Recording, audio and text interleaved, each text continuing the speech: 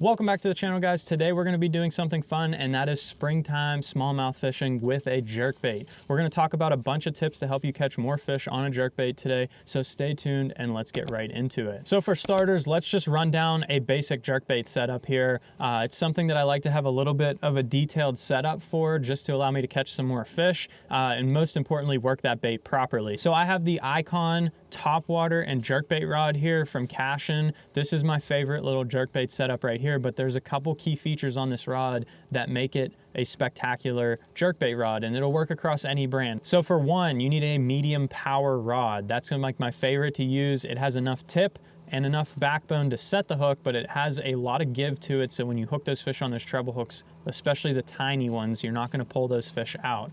Also has an extra fast action. That's going to be key to actually getting that jerkbait to dart around and have to put minimal effort in to actually get your jerkbait to work properly. So that's going to be the way that I like to go with my jerkbait setup. And then I have two of them here. One is a 6'9" and one is a 7 foot.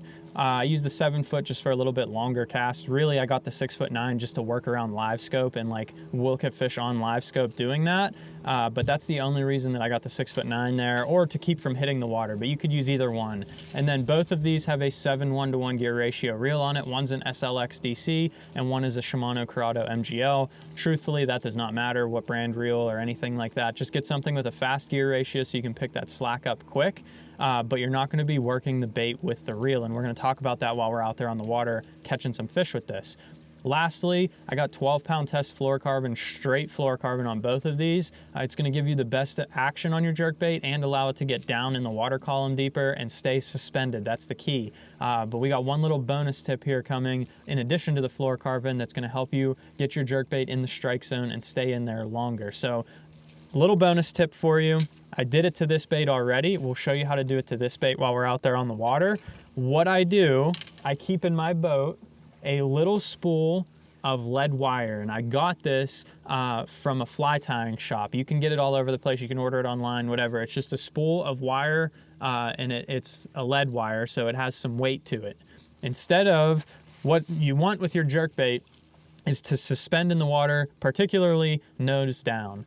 Well, when you get some of these jerkbaits, depending on the line test that you use, the diameter, it could vary between brands of line. You could put 12-pound Seagar on this same jerkbait setup that I have, and I have Suffolks, and your jerkbait will act differently than mine does. So instead of having to fine-tune your jerkbait, I've seen people add split rings to the hooks, add different hooks in there. I like the hooks that are on this jerkbait, and I like the way that it's all set up. So instead of having to change anything or permanently alter your jerkbait or have to switch hooks back and forth, I keep this lead wire with me. And what I did to this guy right here is I put a few wraps of lead wire on that front hook. You can do it on the front one, you can do it on the second one, you can alter the way your jerkbait sits in the water by putting the lead wraps on different hooks. If you put it on the back, it's gonna bring the nose of the bait up if you want it to ride up like that. I want my nose to ride down, so I put it on the front hook.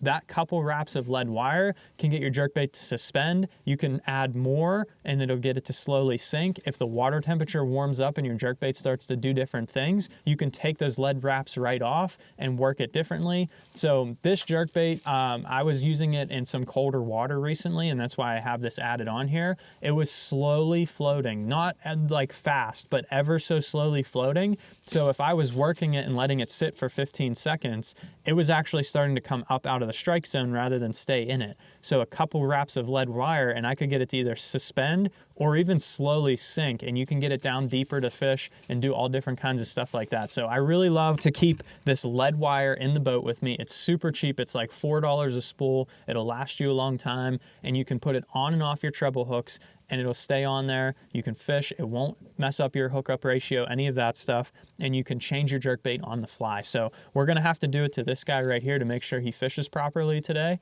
So when we get up there on the front deck, let's actually go fish right now. We'll get up there, we'll show you how I like to set this thing up with the lead wire, and we'll show you how to fish it and hopefully catch a couple fish along the way. So now that we talked about the jerkbait setup and that little trick with the wire, let's go ahead and show you how to do that and to fish this thing and see what we can come up with, see if we can catch us a couple fish. So what I do is I put my jerkbait in the water, and I'm gonna have to find a spot to sit here because the wind is blowing me in, but I'll put my jerkbait close enough that I can see what's going on. So I'll pull it down in the water there. Just gonna keep an eye on it and see what it does.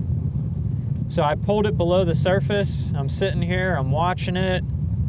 So this thing is just ever so slowly floating. I mean, that was probably sitting there for 20 seconds or so, and it's back to the surface. It just is about to touch the surface now. Okay, so it's slowly floating, like very slowly floating. So what I'm gonna do is I'm gonna take this lead wire, because if the water temp were to warm up or cool down a couple degrees, it could go either way. It could start floating, it could start sinking, and then I can just take this lead wire off. But what I'm gonna do is I'm gonna take this lead wire right here, and it's just on like a little roll with some strands. I'll pinch it on this hook here, and on the shank of my hook is where I'm gonna put this so that it doesn't interfere with the barbs or anything like that. I'm gonna get this other piece out of the way here. And it takes a little like fiddling to get it on there correctly, but it's worth it. So you get that on there, and I'm gonna do like 3 wraps of this lead. I really don't want a lot because it's already suspending. It's just kind of slowly floating up. So I got maybe 4 on there. So I just kind of wrap it on there just like that. I can take this back tag end now. I have a little bit too much on there. I'll go ahead and tighten it up with the back tag end. And then I'll get a pair of scissors. Don't use ones that you usually cut your line with because it will trash your scissors over time, even though lead's pretty soft. And I'll go ahead and cut that other tag end off and then just tuck that tag end back on there. So now this bait weighs more than it did just 2 seconds ago, so we'll go ahead and pitch it back in the water here. And if I leave it sit there, it's actually slowly sinking. So I'm okay with a slow sink, but if I wanted to, I could take one of those wire wraps off. There's like 3 or 4 wraps. I could take one off and really fine tune it in, but it's ever slowly sinking. So we're gonna leave it at that, and that's how we're gonna fish it. So it's that easy to adjust your jerkbait on the fly. We'll see if we get bites doing this. If we're not getting bites and I'm thinking it's sinking too fast, I'll take a wrap off and I'll keep fishing it with a little bit less lead. So now we're gonna take our jerkbait and actually go ahead and fish it. So what we're looking at here, there's a spawning pocket right here. We got 58-degree water temperature, and this lake is really steep, so there's not actually a lot of features out here. But what you'll notice is where these trees are sitting, there's a couple little points that stick out. That's what we're gonna target as we work our way down this bank. Those little points right there, they're sitting there just kind of staging up, waiting to go back in these pockets here. So we're gonna go ahead and just cast our jerkbait to the bank, and as I'm panning around with my live scope here, I can kind of start to see there's some fish sitting on the break where it just starts to drop off a little bit deeper. There's also some suspended fish up there too. So we're just kind of working our jerkbait around. We might look for some fish on live that are sitting on the break here. And there's pretty specific structure that they're on. So what I'm gonna do, usually this is not how you do it, but I'm gonna work my jerkbait pretty quickly as the water is like 58 degrees. Smallmouth are pretty aggressive in 58-degree water temperature, so I can work this jerkbait a little bit quicker and cover some water.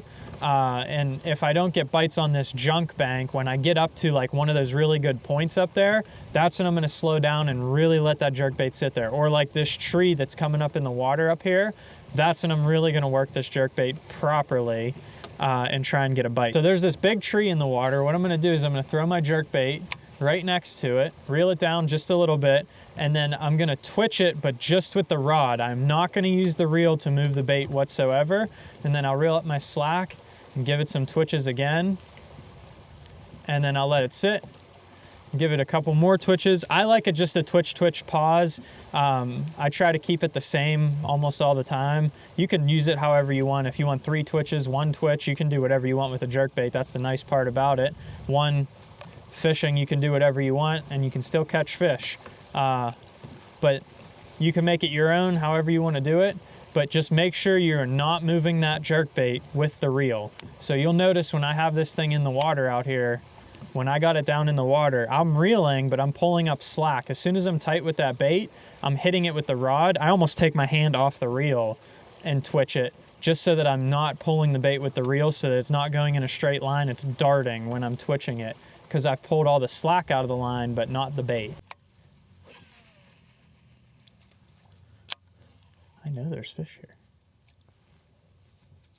Let's see if I can just knock this jerkbait.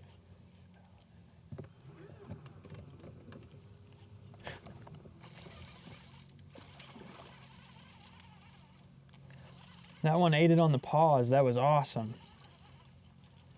He's little, but that was sweet. They are suspended as can be today.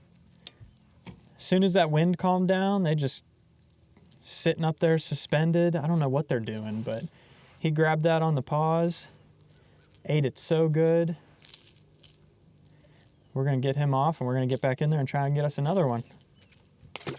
Go figure, as soon as we figure out the bite, they die again. So unfortunately, we weren't able to catch another one to finish off today's video, but you saw we caught a couple on the jerkbait, and that's the biggest key. You'll notice all of those fish hit it when it was on the paws. So that little lead wire trick, I just keep it in my boat. It's $5. I'll link it down below if you want to check it out. Keep it in my boat whenever I'm jerkbait fishing.